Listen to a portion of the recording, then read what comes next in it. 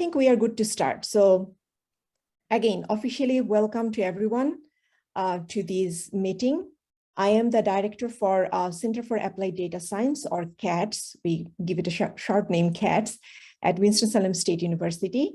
And Ms. Smith and I have been actually collaborating to organize this meeting.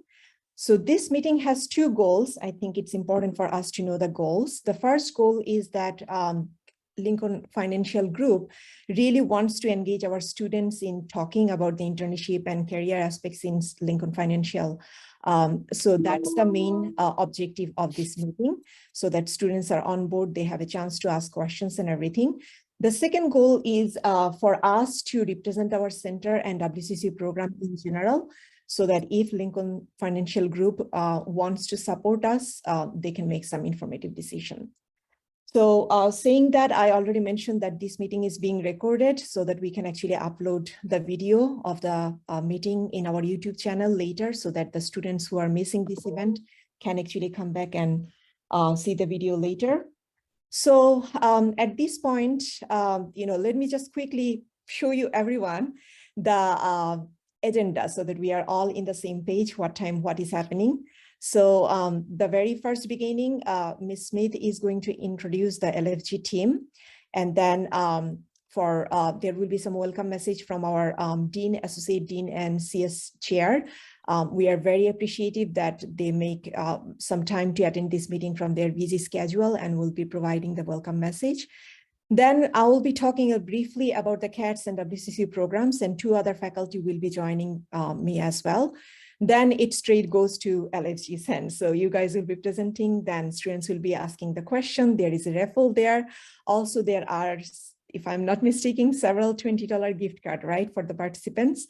And then we will wrap up the meeting. So we'll be very mindful about the time, and we'll try to be very, very on time for each of the segments. So without further ado, let's see. Ms. Smith, would you mind introducing participants? And I'm assuming that there are others as well, so please. Absolutely. Thank you so much for having me. I'm thrilled to be doing this for Winston-Salem State. Again, my name's Candace Smith. I am the Director of Data Analytics for Internal Audit here.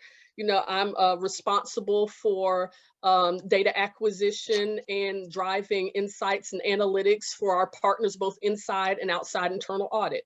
On the line we have with us here is our illustrious leader, Sean Smith.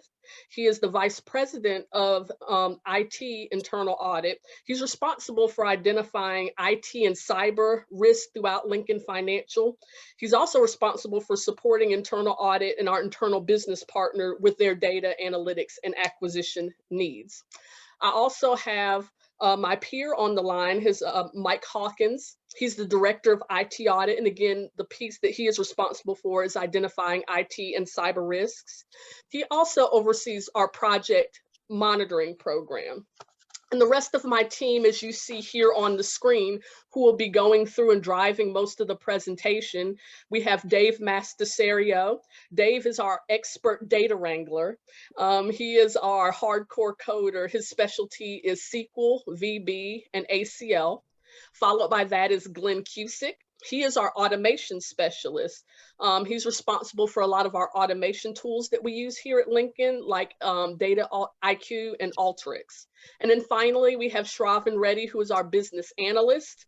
He is he's responsible for our Tableau, and he does support our internal audit tool. So those three will be taking us through the presentation when we get there, but those are everyone from the Lincoln side. Thank you very much, Ms. Smith, and I welcome all of you to this meeting and to enjoy the CADS and to know a little bit more about the WCCU.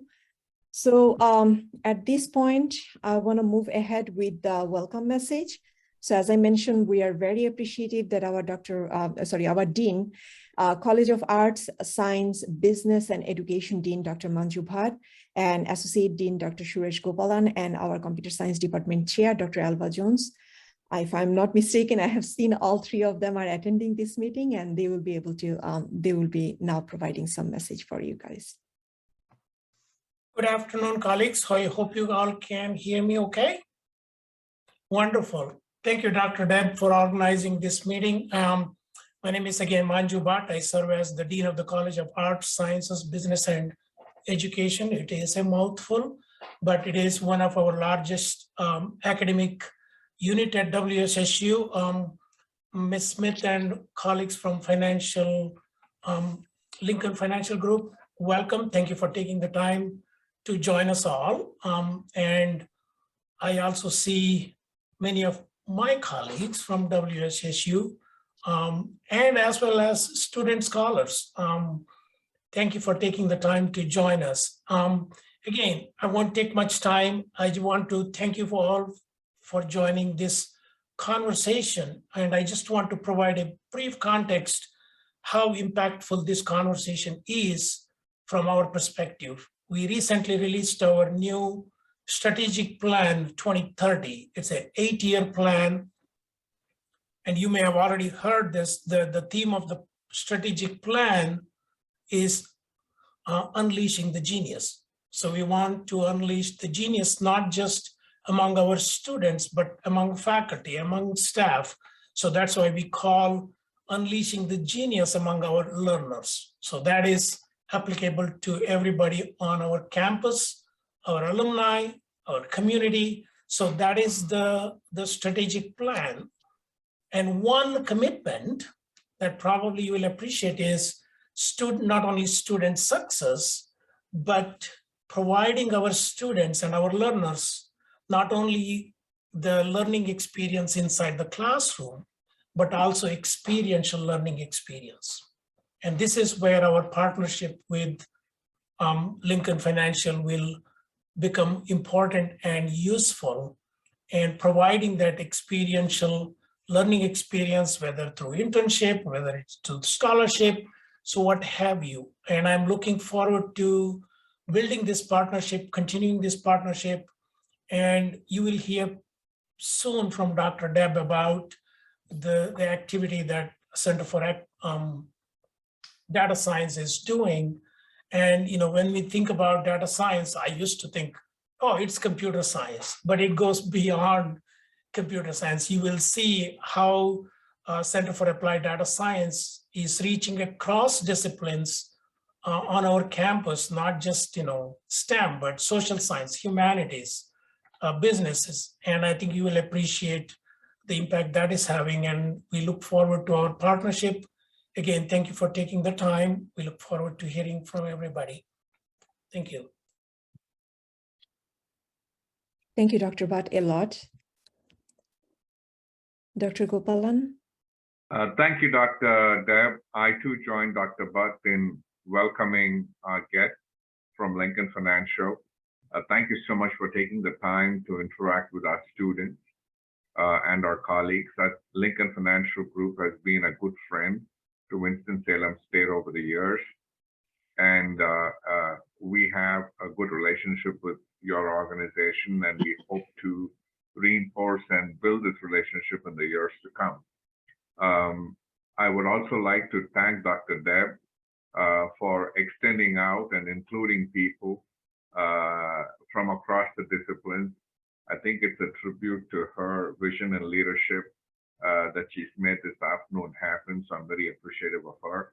Also appreciative of Dr. Jones, who's one of the senior leaders on our campus and has been instrumental in creating this department. And so thanks for including all of us. I hope we have a wonderful afternoon. And I'm just going to turn it over to Dr. Jones, who will add her words of welcome. Thank you, Dr. Gopalan. Dr. Jones, please. Thank you, Dr. Gopalan and Dr. Bhatt and Dr. Deb. Let me, on behalf of the faculty and students in the Department of Computer Science, welcome you to our campus and to the many, many opportunities that I foresee for us to partner as we develop not only the genius in our students, but in our entire organization. And we hope that from this interaction today, that a long-lived relationship will develop. We are so excited because in this time of economic as well as many of the societal conflicts that are arising, it is important that we forge good partnerships that will benefit all of us. I believe in working with others and developing partnerships because no man is an island and we can't do this alone. And our students can only benefit from working side by side as they learn and develop their skill set to work with people who are in the workplace now. So we are really excited about the future and this partnership with Lincoln. Thank you, Dr. Jones and Dr. Bhatt, Dr. Gopalan for this welcome message and exciting opportunity for collaboration. So now I think, I'm going to be going very briefly because I have been requested to introduce the center and WCC programs in general. So very briefly about the center. So Center for Applied Data Science, or CADS, is actually established in 2020 based on a UNC ROI funding, a substantial funding from UNC system.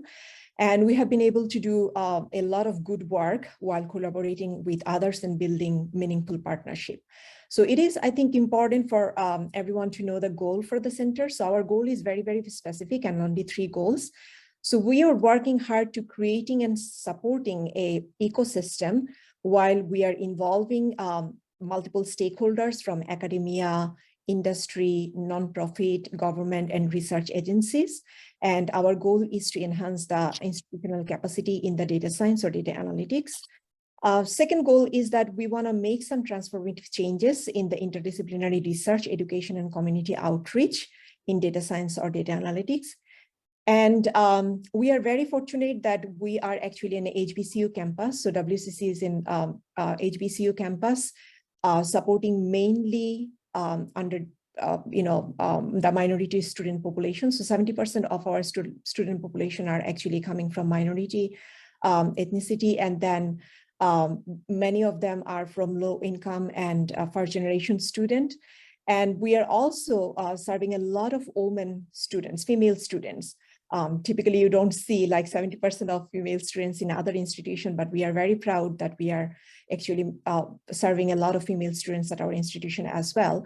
So this whole perspective actually gives us a unique opportunity to study the issue related to the diversity and inclusion in the area of data science as well. So that is our third goal, and we are actually making considerable progress in establishing a model approach, how to enhance the DEI in data science, and we are very close to make a set of recommendations. So we actually, as a center, our activities are manifold. So we actually strongly focus on our pipeline. So as you notice over here, we actually reach students at the very beginning whenever they are actually not even at WCCU. So we outreach the K-12 students around our community. We involve them in the workshop. We motivate them to come here and study computer science, data science, and other interdisciplinary subjects. Then while they are here, then of course we provide them the best education that we can through many, many different pathways that I'm going to show in the next slide. And of course, we also involve them in research because this is a strong aspect of our center that we do apply data science research or data analytics research.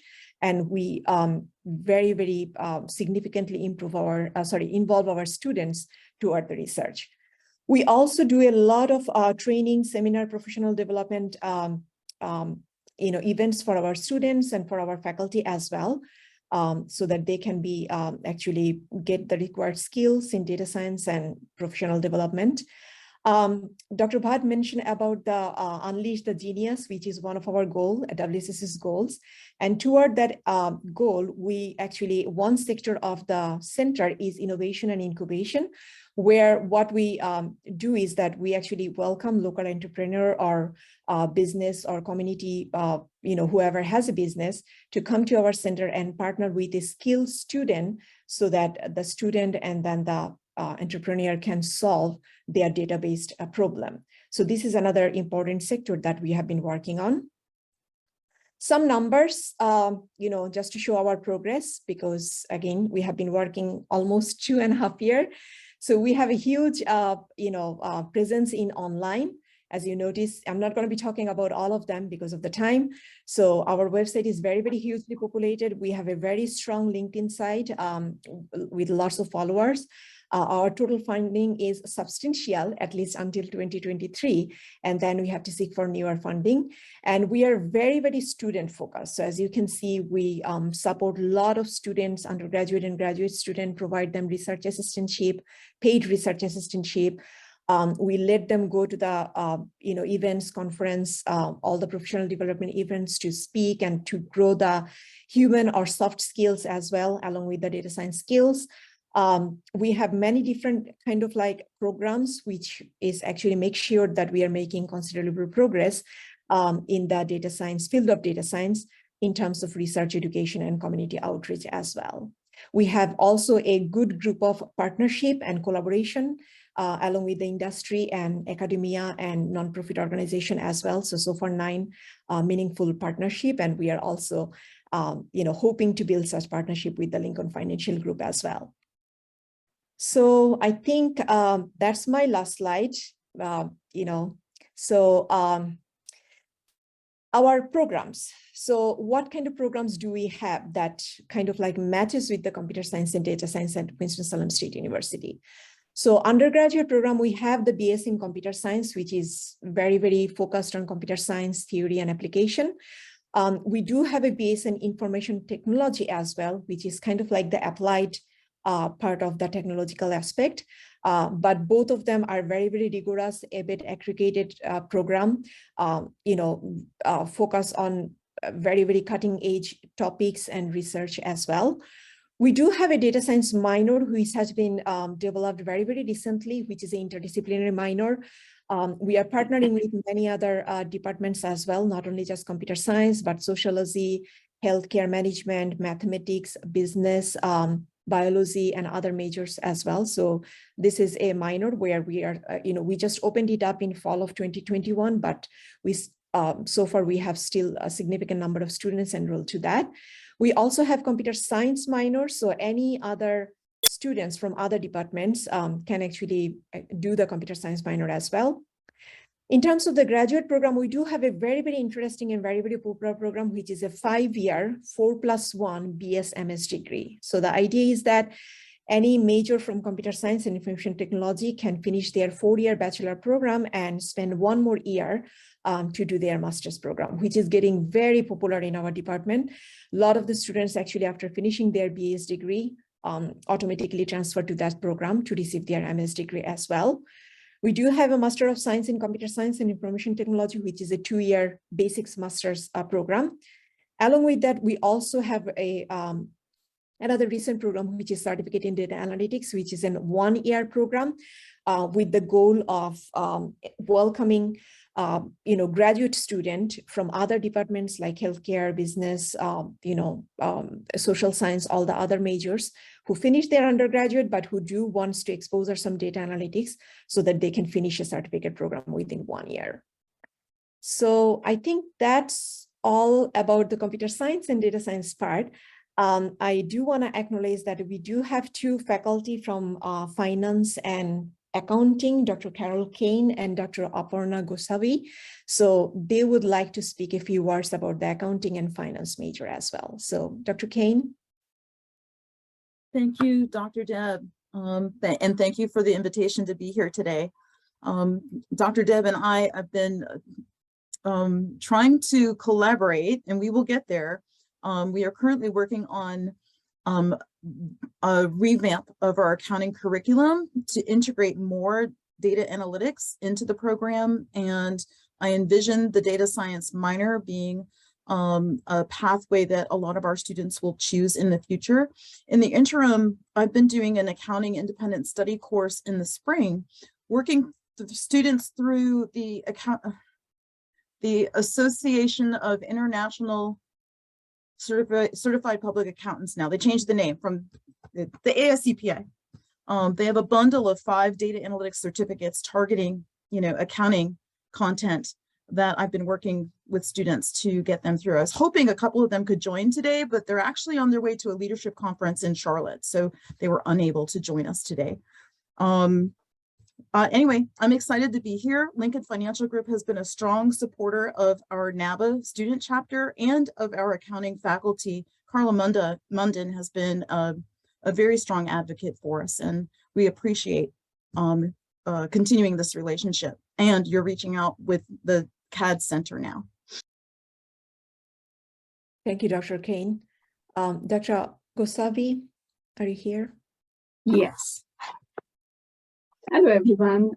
Thank you, Dr. Dave, and thank you, Lincoln Financial team. We are really happy that you are with us this afternoon, and we look forward to have a long-term relationship with you. And just to let you know that we also have this finance concentration in our School of Business, and we look forward to, having some opportunities for our students. Thank you and welcome again. Thank you, Dr. Gosavi. Thank you, all of you, WCCU colleagues, for providing good input. So about the slide, these are some of the ideas how LFG can support CADS and WCCU. So number one priority is that we want our students to be exposed to the experiential learning and internship opportunities. So that's our number one goal. Then need-based scholarship is another area where we are seeking support. As I mentioned, research is one of the strong aspects for the center and WCCU as well. So paid student research assistantship, this kind of support will be great. Support CADS, research and collaborative projects that may interest LFG. So I just want to make sure that we are in the same page about CADS skill. So we do have a very strong skill in data analytics, data science, and machine learning.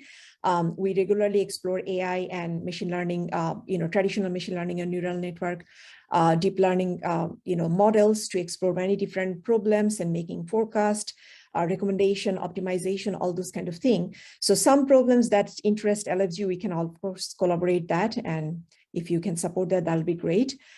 Become advisory board member for CADS and other centers at WCC. So we are always looking for industry support and include them in our advisory board members. So that would be great.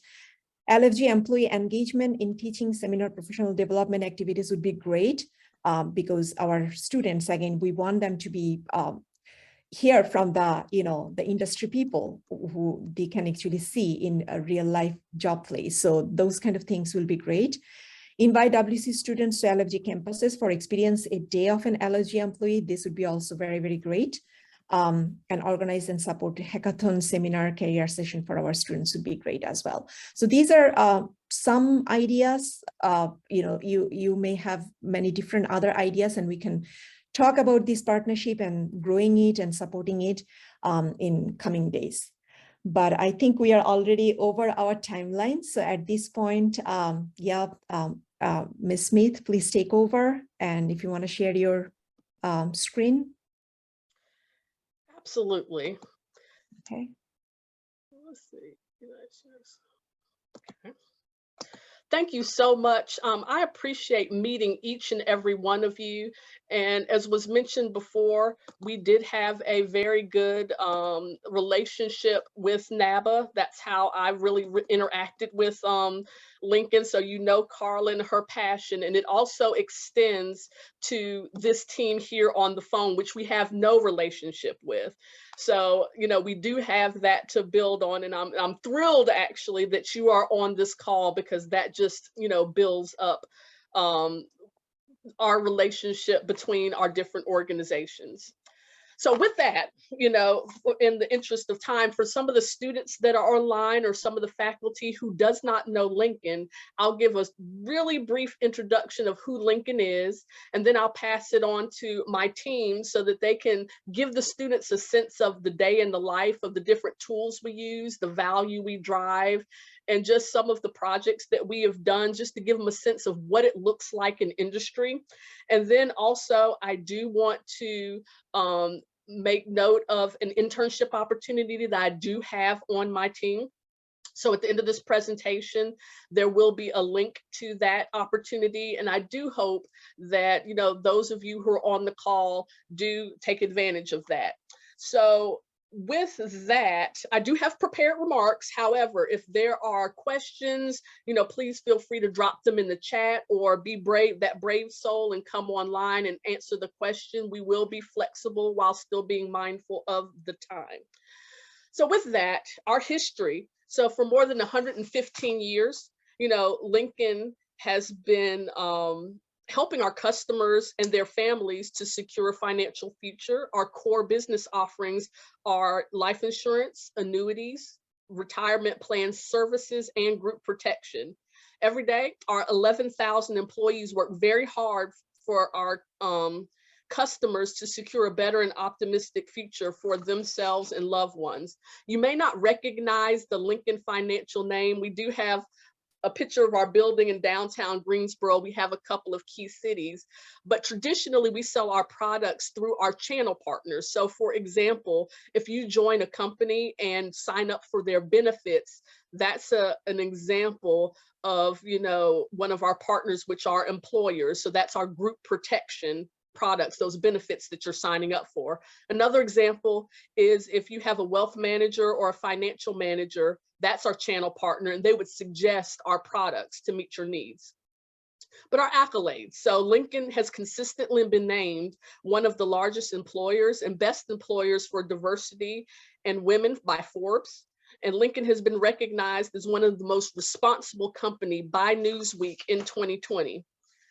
We are very big advocates of giving back. So one thing that may be of interest is our Lincoln Financial Foundation that focuses on education, human resources, and economic. We have served about $10 million in annual donations yearly to grantees in our community. That's serving like 3.8 million people annually. Another corporate focus is autism. Through the Philadelphia Eagles, we raised $2.5 million towards autism research. And additionally, we do support Teach for America, giving them about $1 million there. That's from a corporate standpoint. But giving goes deeper.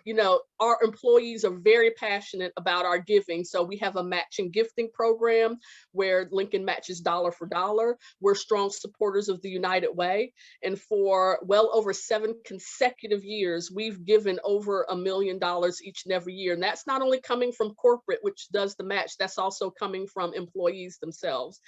And my favorite is employee volunteerism. We are dedicated more than about 16,000 hours each year to our local communities. My favorite ones to do, I love Habitat for Humanity. That's one of my favorites. And also I've done Second Harvest. So that's just an example of some of the ones we did. And I also enjoy Junior Achievement. My manager who is on the line, he allows me to go and do those things because it is really a part of what we do. And then finally, let me address our culture. The fabric of our culture is based on diversity, inclusion, and equity, enterprise thinking, execution, innovation, optimism, relationship, strategic skills, talent management, and communication. So I just want to take one moment to highlight diversity, and then we'll move on.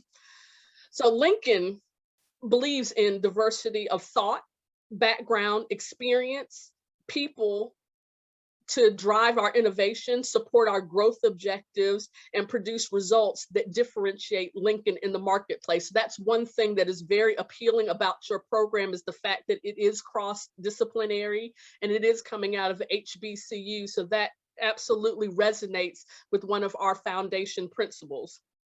We believe in speaking out against racial injustice. We're committed to not only our employees, but also taking every possible action to help improve the world for the better and to promote equity and belonging for us all. As an example, a concrete example, after the George Floyd case, we had a conversation internally across the entire organization, and we really kept that conversation going. Lincoln is not reactionary.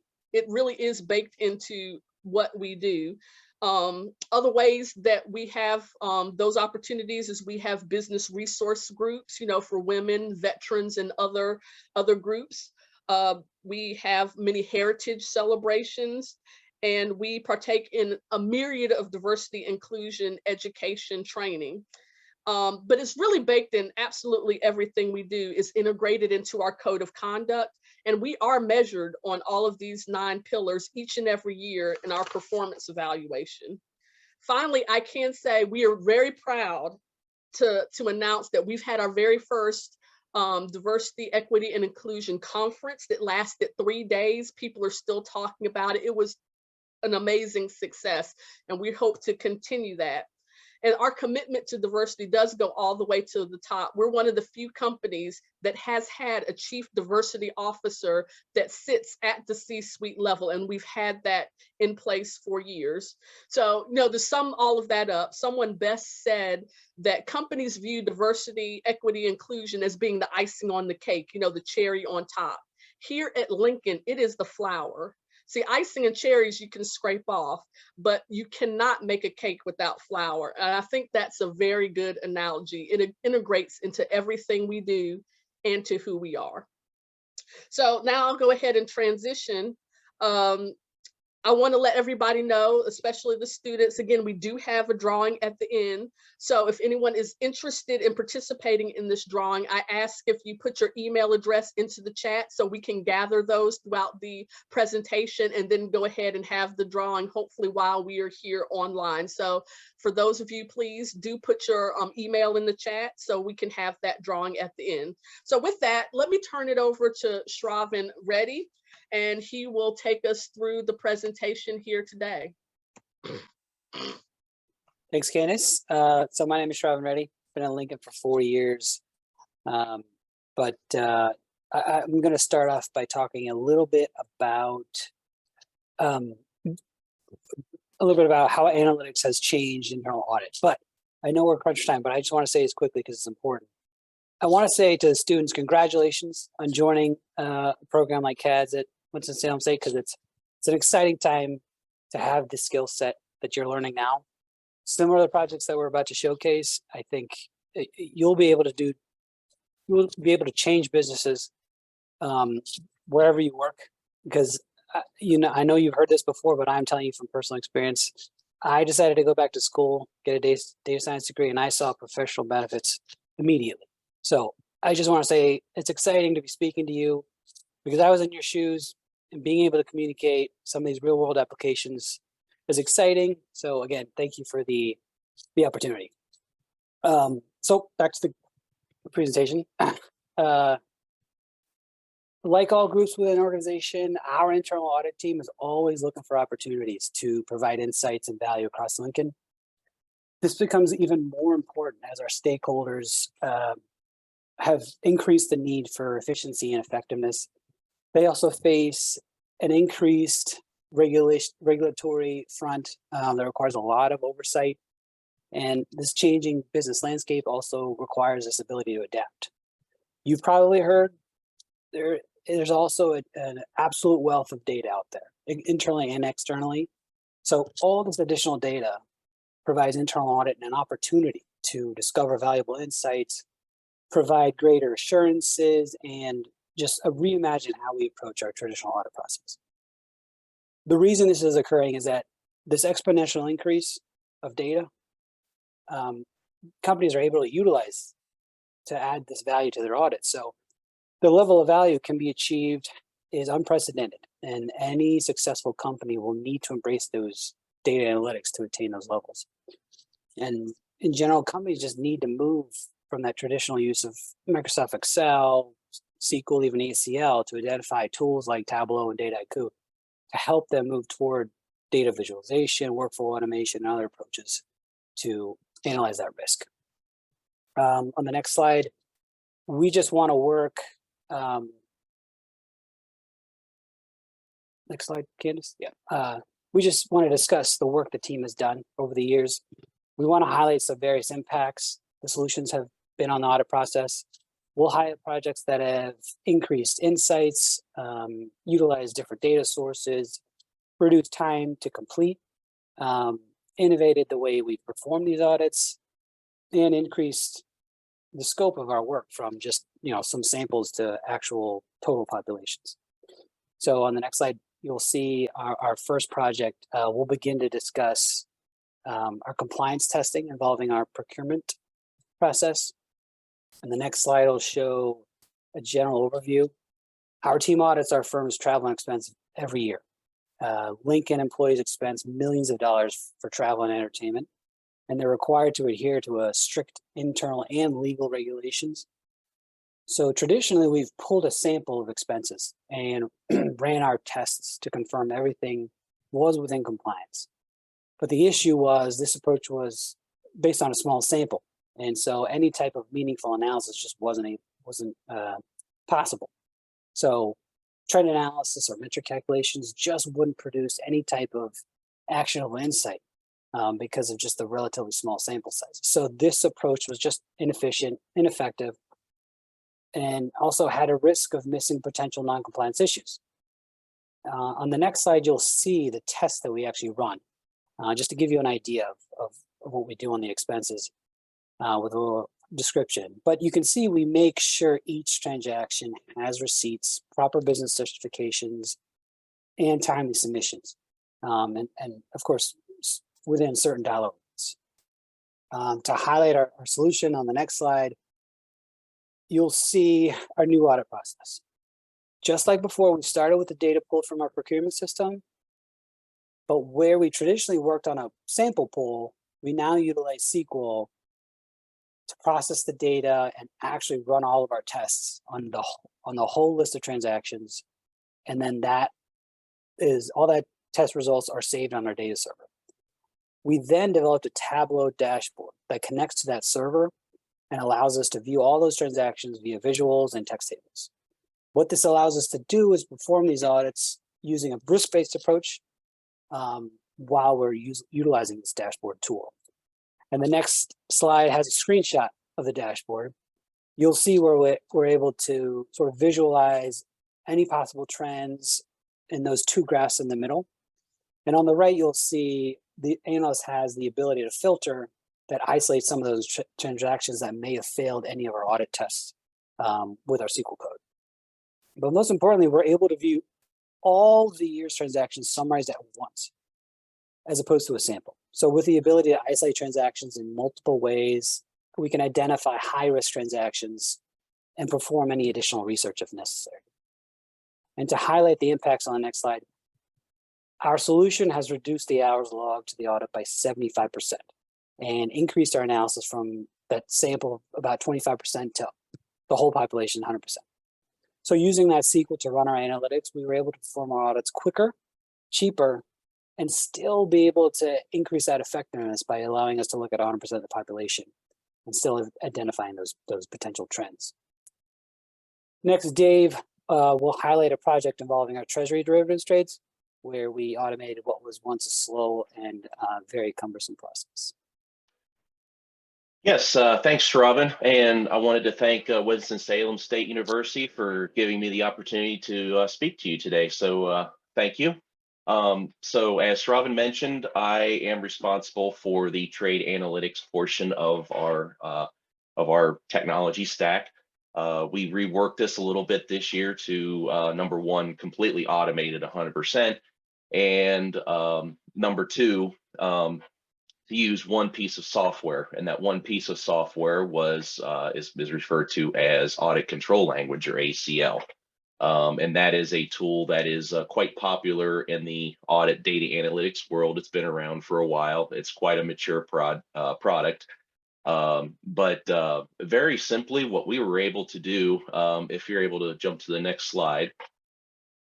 So the purpose of trade analytics, or actually derivatives at Lincoln, is to help facilitate the financial, investment, and operational objectives of the company. In other words, hopefully improve cash flow and make more money for the company through investments in lucrative, treasury bonds, or any of that kind of any of those types of investment vehicles. And so these trades are documented through what you see here on the screen. And what we encourage our business partner to do is try to keep the information on those trades as structured as possible. As you can see there, everything kind of has to be in that particular cadence there, that structure with all the from and the sent and the subject lines all have to kind of be in the same spot so that we can find it for our analytic. And so what we do is we're able to save this information out to basically a giant PDF and import that into our ACL process. And from there, once we build some good looking tables there where all the data is kind of well laid out and everything, then we can begin to analyze it from there. So if you can jump to the next slide. So as you can see, we took quite a cumbersome project, taking it from the PDFs to the Excel files.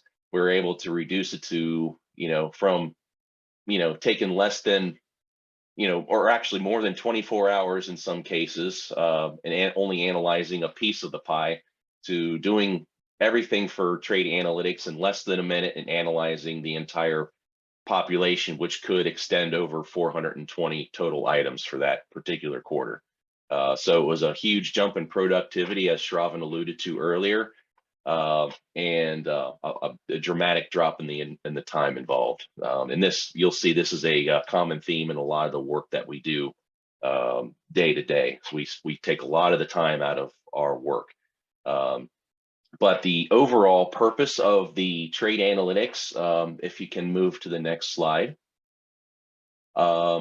is so once we get all the data analyzed, what we're able to do is there's a few objectives. One, we make sure that all the trades are approved on a timely basis. So number one, we can't have any unapproved trades. Number two, we can't have trades being executed before the approval date. And number three, we can't have individuals trading more than what they're authorized to trade for that particular year or period or whatnot. I think it goes by year. So all that information is, all the numbers are crunched through ACL. We have a big long script, which I won't go into today, but we are able to automate that in less than a minute. And what you see here is the final output of that process that shows all the trade details on the bottom: who traded, who approved, when it was approved, how much it was for, and all that kind of stuff. And all this information is fed into the Tableau dashboard that you see here in front of you. And there's a little more to it than just this one slide, but we wanted to kind of keep it brief and summarize what it kind of looks like. So the final, some of the other slides kind of highlight the exceptions that we show. So if there's any, anything that kind of falls out, like if there's an unapproved trade or a trade that was traded before the approval, there's what we call an exception report that highlights those things. And so we were able to provide that to the operational audit staff, and they do what they need to do with it from there, and hopefully find more issues that they can put in their internal audit reports. So the biggest impact to me, as listed there in the bottom, is just an incredible amount of time saved, and you can test 100% of the population, which I love to do. So so that's it for me in trade analytics. And I'm also responsible for the red flag project, which is oh, I'm sorry, Shravan, are you next? I am, yeah. Sorry. Okay, sorry. So the next project, we want to discuss how data visualization has helped our reporting. Our team is responsible for reports to our corporate and senior leaders on the health of our open audit issues. This just helps our partners to identify any issues that they need to address on their end within their business unit, and also provides a level of transparency. And with this visual, you'll see our traditional approach utilized Excel VBA code and required the analysts to run separate spreadsheets for each report. They then needed to convert those reports to PDF and mail the reports to each leader. The biggest concern for our team were any future enhancements that would require VBA edits to a code that none of us really worked on, and overall would have been a very inefficient approach. So we needed something that could make our reports quick, easy, and provide an efficient way to distribute the report. So we utilize Python to pre-process the data, aggregate some of those data points, and then developed a dashboard to be able to visualize this data. And on the next slide, you'll see a picture of that dashboard. Now, our goal for the dashboard was to allow the user to be able to identify issues very quickly. So we use red to highlight past due issues and contrasted it by using blue. I don't know if you want to go to the slide before. Oh, okay. But we provided ways for the user to identify issues that may need additional focus based on issue priority, issue owner, days past due, upcoming due date. So it also provided click and drill down functionality of Tableau that allows the user to investigate issues by isolating some of the most important data points to them. And also Tableau allowed us to simply connect to the data once and allow filtering to display the data to each user.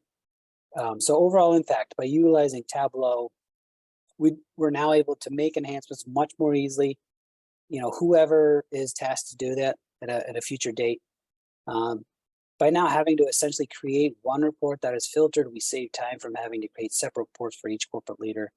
And utilizing Tableau Server, we're able to simply provide one link in an email and have the users view their data quickly, and again, be able to use the drill down feature to identify any concerns that they may have within their business unit. I'm going to hand it back to Dave to talk about red flags. Well, what we'll do in the interest of time, we'll go ahead and skip to Glenn, because I do want to talk about some of our automation tools, and then we'll go ahead and wrap up in the interest of time. So Glenn, I'm going to skip down over to your part of the presentation. Okay, while you're doing that, I'm Glenn Cusick. Again, thanks appreciate the opportunity to speak to you guys today. I'll hit real quickly on, some of our automation tools. Candace mentioned earlier, DataIQ and Alteryx. DataIQ was our cloud-based and enterprise-supported data science application. And essentially what this allows you to do is to connect to data stores, whether it's our data lakes, our operational data stores, Excel files, CSV files, I mean, you name it, you can connect it, bring it in, and then you can create recipes and codes that can be automated to run, and then you can deliver your data out, directly to Tableau server. So you can then create visuals. You can email out reports and files, or just create another data set that can be used in another process. And it being on kind of the cloud-based platform, one, it's scalable. Two, you can collaborate with others on your team that are on the platform as you're building these recipes and these processes. So, code can be reused, shared. You can collaborate on things together. And on top of that too, and for the sake of time, I'll keep this really quick. You can process through data extremely fast. As you've kind of seen, we have a lot of data, tons of data all over the place, whether it's in data lakes, databases, etc. Millions and millions and millions of transactions, and we can not only extract and then process through millions of transactions in minutes, less than a minute in certain cases, depending on what you're doing with it. Whereas with traditional tools, Excel, some of these others, it's not possible. So this gives us that platform to do exactly that, and to automate and make things that were once manual now essentially completely automated. And one other point, and I'll stop there, is you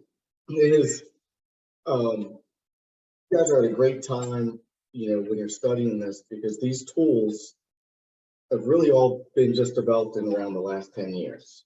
So all this stuff is is new. This wasn't around when I was in school. So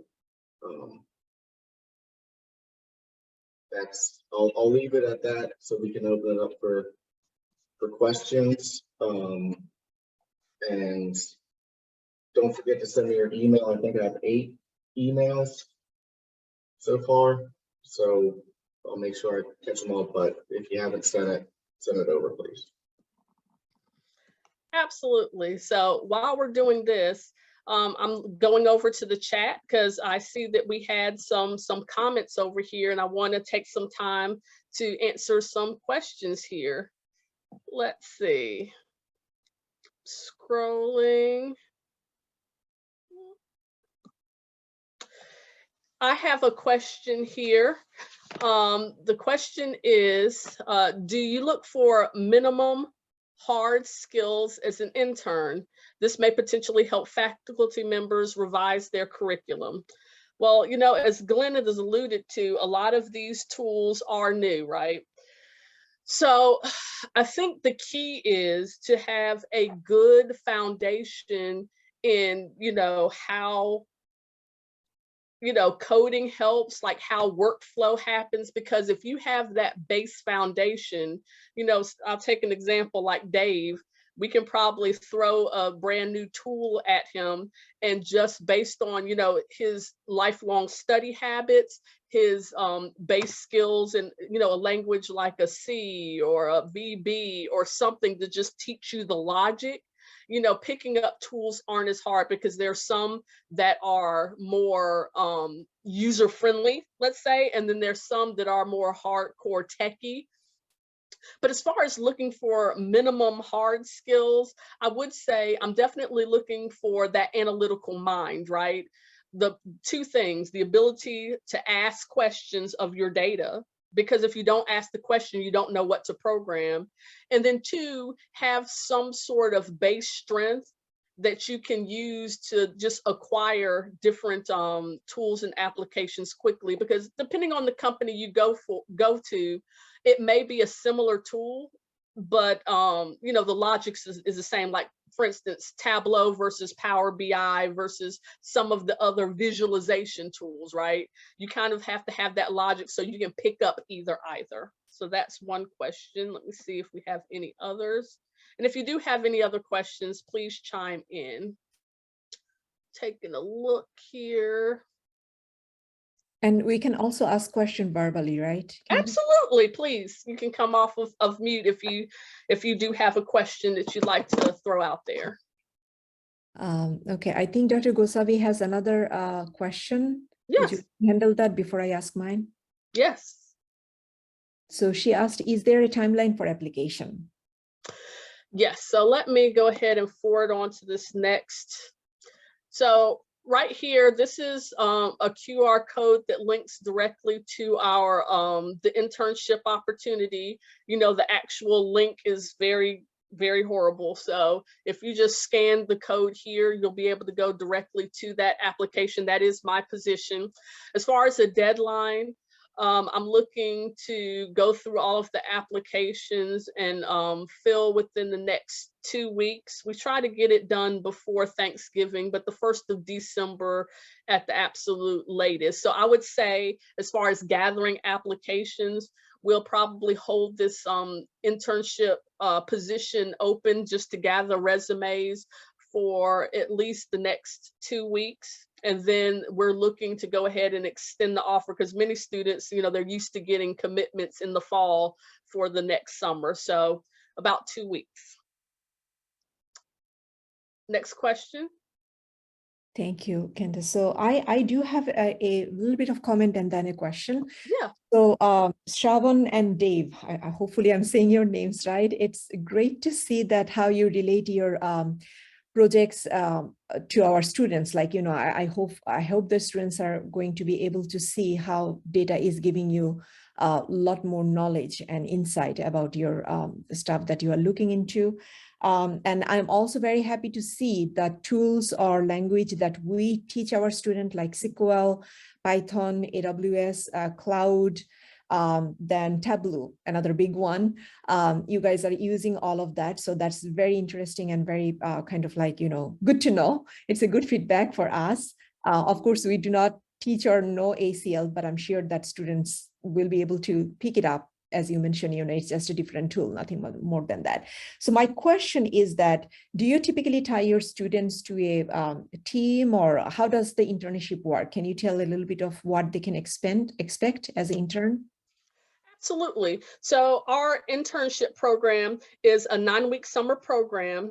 It does offer a variety of developmental and cultural immersion. So meaning you are working with my team day to day, just a member of the team, but we do have opportunities for you to learn, different areas of cross-linking. There are internship meetings, and they do additional activities to round out their experience.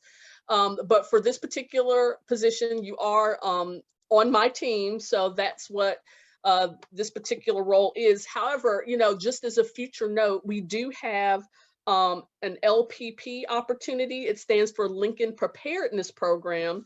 So look on our website at jobs@lincolnfinancial.com for when we open that up. That is a 2-year development program that's prepared to design a lot of the graduates for strategic roles within our company. So that program, as you mentioned, you are not linked to one different team, but throughout that 2 years, you're assigned to several different teams throughout our organization to get a full 360 picture of everything that Lincoln has to offer. It's a longer program, but it works with the students through their schooling, and it has various set job rotations through the company. So hopefully that answers your question. Yes, thank you. Awesome. So I think, Glenn, we have like the final few minutes. We can do this drawing, and we'll hand it over to you, Deb, for Dr. Deb, for final remarks. So let me stop sharing here. So you want me to start spinning? Nope, hold on. Share. Oh my gosh, stop share. All right, if you could go ahead and pull up your screen there. I've stopped sharing so you can grab it.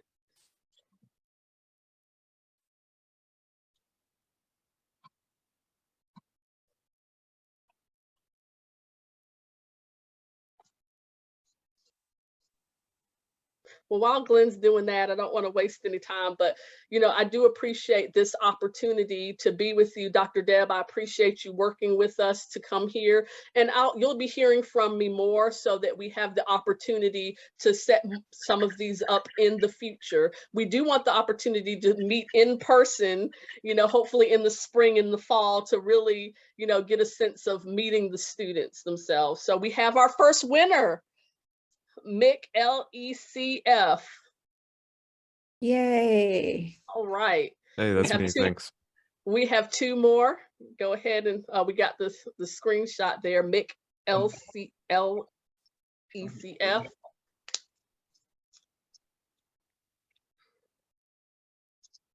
So that way we remember who it is. Okay. All right. Our next winner here. Go ahead and spin.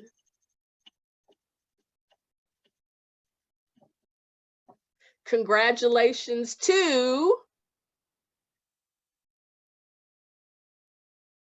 Luis Buno. Oh, hey, congratulations. Thank you. And now we have 1 more, and then we'll turn it over to Dr. Deb for just your final remarks. And I believe we're just on the button of time here. You did it perfectly. Here we go. And the winner of our 3rd gift card is Kaya Probst.